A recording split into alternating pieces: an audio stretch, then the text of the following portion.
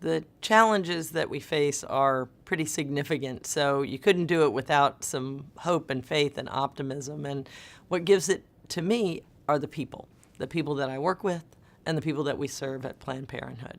So in terms of the people we work with, I mean, they are coming into work early, staying late every day, so excited to have a place to go and be in the fight, right? So many people are raising their hand out in the world saying, how can we help? How can we help? Please plug us in. And what we have with our staff every day are people who say, I know what to do, I'm going to do it, and I'm going to fight back, change the world, keep things going, protect rights and access for women to reproductive health care. So on the one hand, just who I get to work with every day.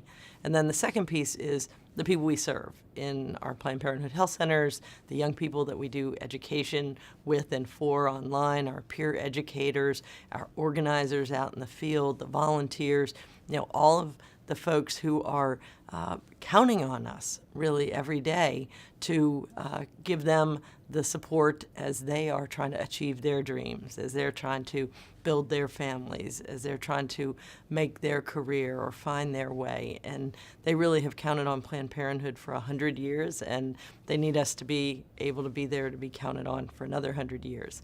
And I guess that's the final thing for me that really gives me hope is the 100-year trajectory of Planned Parenthood in the world, and knowing that Margaret Sanger, about 10 days after she opened the first birth control center, and remember, they were handing out like pamphlets that said what they knew at the time about how to not be pregnant. They weren't handing out birth control because it didn't basically exist.